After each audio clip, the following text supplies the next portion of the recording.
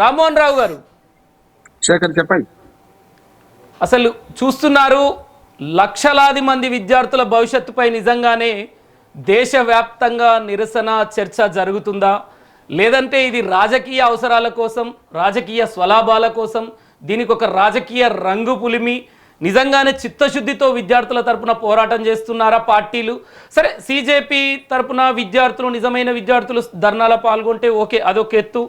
కానీ ఇందులో Congress party, Samajwadi party, ఇతర పార్టీలు విద్యార్థులకు మద్దతుగా రావడం, ఇలా రకరకాల కోణాలు, ఒక్క కోణం కాదు. కానీ విద్యార్థుల జీవితమే ఇప్పుడు ఒక రాజకీయ సమస్య, రాజకీయ చర్చా వేదికగా మారిన పరిస్థితి. వీళ్లకు ఎలా చూస్తారు దీన్ని? శేఖర్, మీకు అట్లాగే మెట్రో టీవీ ప్రేక్షకులకు నమస్కారం.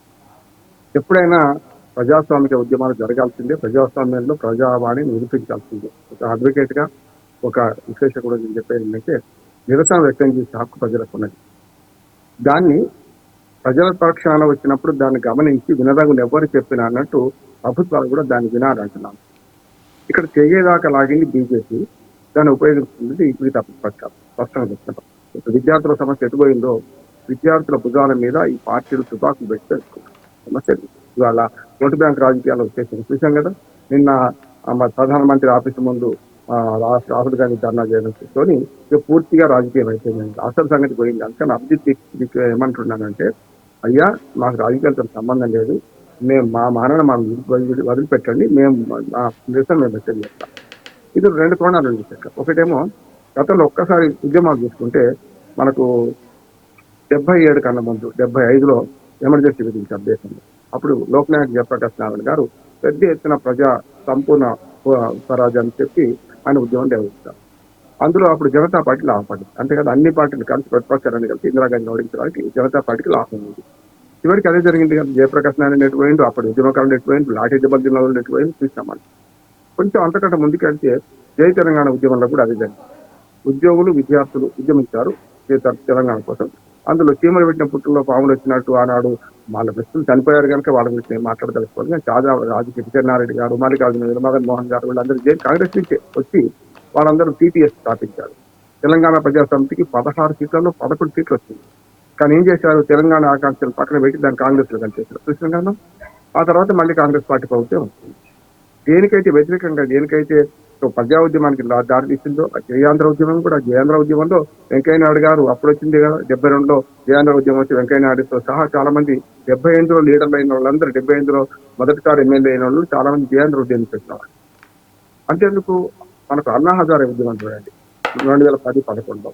అంటే లోక్పాల్, జనలోక్పాల్ బిల్లు కోసం చేస్తే దానివల్ల లబ్ధి పొందింది ఎవరు? చివరికి రాజకీయ ప్రయోజనం మన కేజ్రీవాల్ చూసినాం కదా.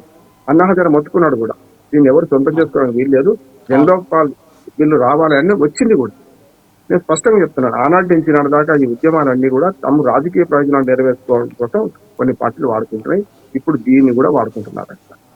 ఇప్పుడు బీజేపీ వచ్చింది ఒక వ్యంగ్యాస్త్రంగా వచ్చింది. ఒక సీజే ఒక మాట అనడం వల్ల, తూలడం వల్ల ఈ మాట అంటున్నాడు. ఎందుకంటే న్యాయవాదిగా ఇప్పుడు మనం బెంచ్ మీద కూర్చున్నప్పుడు, న్యాయస్థాన పీఠం మీద కూర్చున్నప్పుడు చాలా జాగ్రత్తగా మాట్లాడాలి. ఆయన వీళ్ళందరినీ కూడా అందరినీ ఘాటా కలిపి చెదలు వద్దింకలు మాట్లాడడం వల్ల వచ్చిన సమస్య. వచ్చింది పార్టీ మంచి చోట రిజిస్టర్డ్ కాని పార్టీ, ఒకటి ఆన్లైన్ పార్టీ వచ్చింది కాదంటే. వాళ్ళ ఎజెండా ఏముండాలి? ఇప్పుడు మొత్తం వ్యవస్థలో ఉన్న లోపాల గురించి మాట్లాడతారా? కేవలం ఒక ఎజెండా పట్టుకొని కేవలం నీటి పేపర్ లీక్ అయింది, రైట్, తప్పే. 2 సార్లు లీక్ అయింది, తప్పే. దాని మీద మన ధర్మేంద్ర ప్రధాన్ రాజీనామా చేయడం అనే ఒకటి. సిజేపీ అనే పార్టీలోని వ్యంగ్యాస్త్రం ఏంటంటే, బీజేపీకి సిజేపీ దగ్గరగా కనపడుతుంటది మనకు కదా. జనతా పార్టీ ఉండాలి అని, కాకపోతే జనతా పార్టీ, భారతీయ జనతా పార్టీ అట్లా ఓటు పెట్టుకోవడం, సారూప్యం పెట్టుకోవడం. దాంతో పాటు ఏంటంటే, ₹1 కోటి పరిహారం డిమాండ్ చేస్తుంది. రాజకీయ పార్టీలు మాట్లాడేగా నేను మాట్లాడతాను తప్పనిసరి. ఎందుకంటే ₹1 కోటి పరిహారం వస్తుంది అనుకుంటే, గతంలో రైతుల గురించి కొందరు అవమానించి మాట్లాడారు. నేను దాన్ని అట్లా మాట్లాడాను. కానీ ఈ చనిపోయిన వాళ్ళ ₹1 అనేది సరే, 100 మంది చనిపోయారు, ఇస్తారనుకుందాం. సెల్ ఫోన్ ఇవ్వకపోతే తల్లి తిట్టిందనో, తండ్రి తిట్టిందనో ఆత్మహత్యలు జరుగుతున్న క్రమంలో ఆత్మహత్యలు ప్రోత్సహిద్దామా? కలబడి గెలవాలి కదా. ఎగ్జామ్ సరిగ్గా ఇంకోసారి రాద్దామనే ధైర్యం తెచ్చుకుందామా? ఎగ్జామ్ సరిగా 2వ సారి వాయిదా పడ్డదని చెప్పి లీక్ అయింది చచ్చిపోదామా? ఎవరైనా దీని గురించి మాట్లాడుతున్నారా? ₹1 ఇవ్వమని మాట్లాడే వాళ్ళందరూ కూడా ధైర్యంతో పోరాడండి, మీరు మరోసారి పరీక్ష రాయండి, నష్టమేముంది అని మాట్లాడుతున్నారు. ఎవరు మాట్లాడతలేరు. సరే, అది దాని వివాదాస్పద అంశం అయితే కానీ నేను అంతకంటే ఎక్కువ మాట్లాడతాను. మూడోది ఏంటి, అసలైన విద్యా సంస్కరణ కావాలి. ఈ పేపర్ లీక్ కాకుండా ఏం చేయాలి, ఒక కమిటీ వేయండి, పార్లమెంట్ పరంగా చర్చ జరపండి, దానివల్ల చేయాలని మూడోది. ఇది మూడో డిమాండ్ అయింది. నేను చెప్పిన రెండే మొదటి డిమాండ్ అయింది. ఇప్పుడు ధర్మేంద్ర ప్రధాన్ రాజీనామా చేస్తే చేయకపోతుంది, చేయడం వల్ల ఇప్పుడు వీళ్ళకి విద్యార్థుల ప్రాణాలు వస్తాయా, మళ్ళీ వస్తాయా? కాకపోతే నైతిక బాధ్యత వహించి చేయాల్సిన అవసరం ఉందట. కేంద్ర ప్రభుత్వం తప్పు మొదలు చెప్తాను. కేంద్ర ప్రభుత్వం తెగేదాకా లాగింది. సుమాన్ వాంగ్చుక్ ఎప్పుడైతే నిర్వహణ పూనుకున్నాడో ఒక వారం రోజుల్లో ఏ మంత్రి అయినా పోయి అక్కడ పరామర్శించి ఇది తప్పు చేద్దాం, మేము పార్లమెంట్ సమావేశాలు 20 నుంచి జరుగుతున్నాయి, జూలై 20 నుంచి, అప్పుడు నేను చర్చిస్తాం అని ఒక హామీ ఇస్తే ఆయన చేసేవాడు కదా. మేము అది కూడా ఆలోచన చేస్తాం, ధర్మేంద్ర ప్రధాన్ రాజీనామా గురించి ఉన్న ఒక హామీ ఇస్తే అయిపోయేది కదా. ₹1 సమస్య కాదు, నేను చెప్తున్నా, ఇస్తే ఇస్తాం అని కూడా ప్రకటిస్తే నష్టం లేదు. అప్పుడు అక్కడికి పోయేది కదా. గోటితోని పోయేదానికి శేఖర్ గొడ్డల దాకా తీసుకొచ్చింది బీజేపీ పార్టీ, స్పష్టంగా చెప్తున్నారు. ఎందుకంటే విధానపరంగా బీజేపీకి వ్యతిరేకం కూడా కాదు. నేనేమంటున్నా అంటే అప్పుడు ఆ పని చేస్తే ఇప్పటిదాకా రాకపోయింది. అంటే ఆనాడే ఆ పని చేసి ఉంటే 20వ తారీఖు దాకా అప్పటికి కూడా మన వాంగ్చుక్ ఏమన్నాడు, నేను 20వ తారీఖు బతుకుతా, నా ఆత్మస్థైర్యం బతుకుతున్నా, ఆరోగ్యం చెడిపోయినా సరే నేను ఆనాడు పార్లమెంటు చలో సంస్థ రాని నేను చూస్తా, మీరు ధైర్యంగా ఉండాలని అన్నారు. అంటే పార్లమెంట్ సమావేశాలు ముందున్నాయి, మరి ఇటువంటి గందరగోళాలు జరుగుతాయి, ఇలా ఢిల్లీ గరంగరమైంది కదా. మరి అటువంటి అప్పుడు ఇది జరుగుతుందని తెలిసి మరి ఎందుకు లేట్ చేశారు? చూడండి, నిన్న 2 రోజుల కుస్తీ మారిపోయింది. అదే మొన్న పార్లమెంట్ మన యాత్ర ముందు పెట్టే వాళ్ళని కొట్టి రకరకాలు చూస్తున్నాం. మనం ఒకే వ్యక్తిని చూసుకుని ఇష్టపడి కొట్టింది. అది పోలీసులు తప్ప, అంటే ఆ సంఘటన ఆ పరిస్థితి తీసుకొచ్చిన ప్రభుత్వం తప్ప. పోలీసు వాళ్ళు ఏముంది పాపం, ఆపకపోతే వాళ్ళు ఉద్యోగాలు పోతే, ఆపితే ఏమో కొట్టాల్సి వస్తున్నది. ఒక అమ్మాయి అదే పోలీసులు ఒక మానవతా దృక్పథంతో ఒక మహిళా పోలీసు పాపం పిల్లవాడిని దూరంగా తీసుకుపోయి వద్దు బిడ్డ అన్నాడు, బిడ్డలాగా ఆదరించింది. ఇది కూడా వ్యవస్థ. అంటే మొన్న ఆ హింసాత్మక సంఘటనలలో 2 ఉన్నాయి. ఒక రకంగా బీజేపీ పార్టీ చేస్తున్న ధర్నాలో కొంత సంఘ విద్రోహ శక్తులు పాల్గొని వాళ్ళు పోలీసుల మీద కూర్చున్నారు. చూస్తున్నాం కదా, పోలీసులు కూడా గాయపడ్డారు. 118 మంది 130 మంది పోలీసులు గాయపడ్డారు. అంటే ఎంత దుర్మార్గం జరిగింది. నేను ఈ 2 నిమిషాలు టైం ఇవ్వండి, మొత్తం చెప్పినాక వాడు ఏమైనా మాట్లాడుతున్నాను. నేను స్పష్టంగా చెప్తున్నాను శేఖర్, ఇది చీమలు పెట్టిన పుట్టల్లో పాములు దూరుతున్నాయి. అక్కడ మొన్న మొదలైంది. పోలీసులు నష్టపోయిండ్రు, ఉద్యమకారులు నష్టపోయారు. అందుకని అభిజిత్ అన్నాడు, సారీ చెప్పుకుంటున్నాను, ఈ ఉద్యమంలో చాలా మంది కాళ్ళు విరిగినాయి, చేతులు విరిగినాయి, గాయాలని చెప్తే లాభం ఏంటంటున్నాను. ఉద్యమంలో మరొక కీలకమైన అంశం ఏంటంటే, నిన్న అన్ని రోజులు ఉద్యమం చేస్తే ఒక్క మంత్రి కూడా వాళ్ళ దగ్గరికి పోలే కదా, ఒక్క వ్యక్తి కూడా వాళ్ళ దగ్గరికి పోలే కదా. నేను అదే అంటున్నాను రామ్మోహన్ రావు గారు, ఇక్కడ విద్యార్థుల సమస్య కాస్త రాజకీయ ఎజెండాగా మారిపోయిందని అనుకోవచ్చా? ఖచ్చితంగా నేను మొదటి చెప్తున్నా శేఖర్, ఖచ్చితంగా రాజకీయం చెప్తాను. అదే ఇప్పుడు 24 రోజులు ఇవాళ 20 రోజుల దాకా ఈ సంఘటన జరుగుతుంది. ఒక్క మనిషి అయినా ఒకరిని పోయినరా? అదే చలో సంస్థ మొదలు కాగానే మరి జేపీ నడ్డా పిలిచి మాట్లాడిద్దని అదే మాట ఇంతకుముందు చేస్తే ఏమైతుంది అంటున్నాను. తెగేదాకా లాగింది అంటున్నాను. ప్రభుత్వం ఇప్పుడు కూడా సమస్యను పట్టించుకోకపోతే అది ఇంకా మెడకు చూసుకుంటది, ఇంకా మీద తీవ్రత ఎక్కువైతుంది. అది కేంద్ర ప్రభుత్వం తప్పు అంటున్నాను. రెండో చెప్తాను, నిన్న సాయంత్రం అధ్యయనం కన్నా సీన్ మారిపోయింది.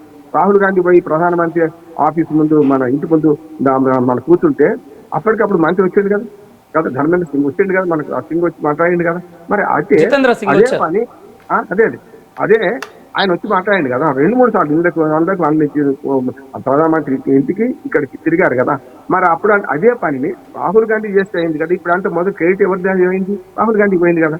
నిజంగా చెప్పాలంటే రాహుల్ గాంధీ ఆ సంఘం దగ్గర పోలే, ఈ సమావేశం దగ్గర పోలే. అది మంచిదే అంటున్నారు. ఎందుకు మంచిది అంటున్నారంటే రాజకీయం వద్దు అనుకున్నప్పుడు పోలే. కానీ నిన్న జరిగిన లాఠీచార్జ్ తర్వాత తప్పనిసరి పోవాల్సి వచ్చింది కదా. సమస్య ఎక్కడ వస్తుంది? రాజకీయాలు రెచ్చగొట్టి వాళ్ళని తీసుకొస్తుంది కూడా ఇప్పుడు ప్రభుత్వాలు అంటున్నారు. ఇప్పుడు ఆఖరికి ఎక్కడికి వచ్చింది? పార్లమెంట్ లో చర్చిస్తాం అంటున్నారు. అదే మాట మొదలు చెప్తే ఇటువంటి దుర్మార్గం జరగకపోయేది కదా. ఇంకొక ప్రమాదం కూడా చెప్పి ముగిస్తాను. ఇవాళ మా కిసాన్ పంచాయతీ ఏది, వాళ్ళందరూ కిసాన్ ఘాట్ లో రైతు పంచాయతీ నడుస్తున్నారు. వాళ్ళు కూడా వస్తున్నారు. అమెరికాతో ఒప్పందం చేసుకుంటే రేపు పొద్దున పాల ధర పడిపోతుంది, సోయాబీన్ ధర పడిపోతుంది, ఇవన్నీ అంటున్నారు. అసలు ఆ ఒప్పందం ఉందా లేదా? ఒప్పందంలో ఏముంది? ప్రభుత్వం డిక్లేర్ చేస్తే అయిపోద్ది కదా. ప్రజలకు సమాచారం ఆయుధం, ప్రజలకు సమాచారం ఇవ్వాలి ప్రభుత్వం, ఇస్తే వెళ్ళిపోతుంది కదా. అందుకని ఏమంటా అంటే కిసాన్ ఘాట్ లో జరుగుతున్న ఉద్యమాన్ని కూడా గమనించాలి. ఇప్పుడు ఈ మొత్తం ఏమైందంటే రాజకీయ పార్టీలు ఈ ఉద్యమాన్ని స్టోరీ చేస్తున్నాయి. ఈ మాట మాట్లాడుతున్నారు అన్ని, ఇంక్లూడింగ్ బీజేపీ కానీ కాంగ్రెస్ కానీ ప్రతిపక్షాలు కానీ చేస్తున్నట్టే కదా. అందుకని జాగ్రత్తగా బీజేపీకి నా విజ్ఞప్తి ఏంటంటే, మీరు ఉపరితల అంశాలు పట్టుకున్నారు. ఉపరితల అంశాలతో సమాజం మారదు. నిజంగా చెప్పాలంటే డబ్బు పెట్టి సారా పెట్టి ఎన్నికల్లో గెలిచే పార్టీలు ఇవే పని చేస్తే అంటున్నారు. మీరు చేయాల్సింది ఏంటి? పార్టీలో అంతర్గత ప్రజాస్వామ్యం ఉందా? పార్టీలో మనకు ఎన్నికల సంస్కరణ ఉన్నాయా? రాజకీయ సంస్కరణలు ఉన్నాయా? న్యాయ వ్యవస్థనే దుర్మార్గంగా మొదలు పెట్టింది. న్యాయ సంస్కరణలు ఉన్నాయి. పోలీసు వ్యవస్థలో చూసాం, పోలీసులు ఏం చేస్తారు? కొడతారు. అందుకని పోలీస్ సంస్కరణలు ఉన్నాయా? ఏ ఉద్యమాన్ని రామ్మోహన్ రావు ఎట్లా గారు మళ్ళీ అనచాలి, వస్తారు. ఏ ఉద్యమాన్ని ఎట్లా అనచాలో తెలియకపోతే ఇది జరుగుతుంది. ఇప్పుడు కేంద్ర ప్రభుత్వంలో ఉంది కనుక సూటిగా అదే ప్రశ్న వేస్తున్నాను. మీరు ఇప్పటికైనా సరే ఈ చిన్న సమస్యను పరిష్కరించండి, ప్రతిపక్షాలకు ఆయుధాలు ఇవ్వకండి అని నేను విజ్ఞప్తి చేస్తున్నాను.